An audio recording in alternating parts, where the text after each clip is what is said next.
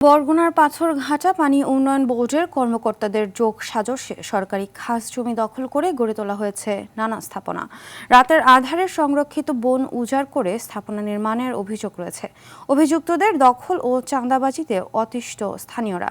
এ নিয়ে সংবাদ সংগ্রহে গেলে গণমাধ্যম কর্মীদের হেনস্থা করে অভিযুক্তরা। বরগুনা থেকে মনির হোসেন কামালের পাঠানো তথ্যচিত্রে আরও জানাচ্ছেন আব্দুল হামিদ। 34, 35 সানবিট 1 চামচে 30+ বাসন পরিষ্কার।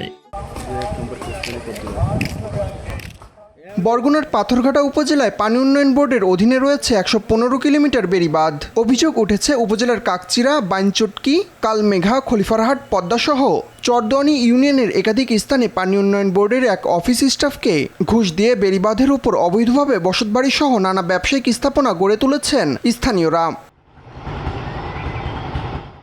স্থানীয় বাসিন্দা ও জনপ্রতিনিধিরা জানান, অভিযুক্তরা দখল, চাঁদাবাজি সহ একাধিক অপরাধের সঙ্গে জড়িত। প্রতিবাদ করলে হুমকি দেওয়া হয় তাদের। টাকার জন্য সে ভালো মানুষেরও দেখছি অপদস্থ করে, নাইল ঘর ভাঙিয়ে দেবে এই ভয়টয় দেখাই বিভিন্ন জায়গা থেকে অতি অতি অতি অনেক টাকা উঠেছে। মামুন বলতেই একটা ঘুষখোর, মামুন বলতেই ওনার অবদায় ঘর আছে, টাকা দেওয়া লাগবে। পাথরঘাটা উপজেলার বিভিন্ন অঞ্চল থেকে মানুষ আসছে গোপনে ওর সাথে খুব নীরবে নিভৃতে কথাবার্তা বলে এবং আমার যা মনে হয় গোপনীয়ভাবে ও অনেক টাকার লেনদেন করে এবং এই লেনদেনের মাধ্যমে পাথরঘাটা উপজেলায় যে পানি উন্নয়ন বোর্ডের অধিগ্রহণকৃত যে জমি, এই জমি ও মানুষের দখলে দিয়ে দেয়। এর বিনিময়ে ও বিরাট অঙ্কের ঘুষ বাণিজ্য করে এখানে বসে। ও একটা খারাপ লোক।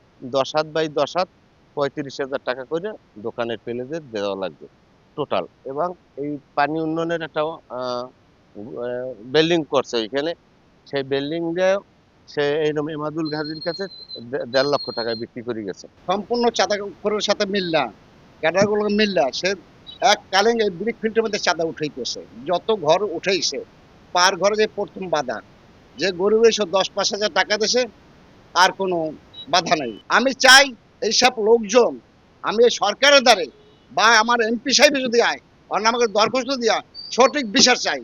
ও একটা ফোর্থ ক্লাস কর্মচারী হইয়া কিভাবে এইভাবে করতেছে, আমি প্রশাসনের কাছে এবং এই পানি উন্নয়ন বোর্ডের প্রধানের কাছে আমি বিনীত অনুরোধ করি, ওর মতো একটা কুচক্রী মহল এই লোক এই পাথরঘাটা থেকে অপসারণ করার জন্য আমি জোর দাবি জানাচ্ছি। যারা ভুক্তভোগী তারাও বলবে, আর আমাদের কাছে তো এটা অহরহ আসতেই থাকে যে মামুন এখান দিয়ে টাকা নেছে, ওখান দিয়ে টাকা নেছে। এ নিয়ে সংবাদ সংগ্রহে গেলে আরটিভির পাথরঘাটার প্রতিনিধি সহ অন্য গণমাধ্যম কর্মীদের হেনস্থা করে অভিযুক্তরা। ভাই আমি সাক্ষাৎ কাজে রাজি না এখানে, ঠিক আছে? কোথা থেকে নিয়ে আসছো? এছাড়া রাতের আধারে সংরক্ষিত বনাঞ্চলের গাছ কেটে জমি দখলের অভিযোগ রয়েছে তার বিরুদ্ধে। পশ্চিম সাইডের এই ঘরগুলা জয়রায় চারা লাগাই নিয়েছিল, চারাগুলা উড়াইয়া ঘরগুলা উড়াই মানুষের জিগাইতে পারেন। আমার কইছে যে আমরা 1.5 লাখ টাকা দিছি, একটা ঘরে 30,000 করে টাকা দিছি। হ্যাঁ, এরপরে এরা ঘর উড়াইয়া ফেলাইছে। হ্যাঁ, আমাকে বাধা আর মানে না। এগুলো জিজ্ঞানের পর কইছে না মামুন কবজা অফিসে মামুনের যাও। অসাধু লোকেরা জানে মামুন ভাই আছে, মামুন ভাইয়ের কিছু কার্যকলাপের কারণে আমরা পারি নাই। তারা জোর জবরদস্তি রাতে উড়াইছে, কিন্তু আমরা বেশি চাপ প্রয়োগ করার কারণে আমি হ্যারাসমেন্ট হয়েছি অনেক, যে অনেক লোক আমার পিছনে লাগাই দিয়েছে যে কবা জহির টাকা নেছে, অমুক নেছে, সমুক নেছে। অভিযোগের সত্যতা পেলে বিভাগীয় ব্যবস্থা নেওয়ার কথা জানান পানি উন্নয়ন বোর্ডের নির্বাহী প্রকৌশলী। অবৈধভাবে কেউ অবকাঠামো করে তোলে, আমরা সাথে সাথে সেগুলো বন্ধ করছি এবং আইনগত ব্যবস্থা গ্রহণ করছি। যদি অফিসিয়াল কেউ জড়িত থাকে, এরকম যদি আমরা কোনো লিখিত অভিযোগ পাই, অবশ্যই আমরা বিভাগীয় ব্যবস্থা গ্রহণ করব। অবৈধভাবে দখল করা জমি দখলমুক্ত করে অপরাধের সঙ্গে জড়িত সব কর্মকর্তার দৃষ্টান্তমূলক শাস্তি চায় পাথরঘাটাবাসী। আব্দুল হামিদ, আরটিভি।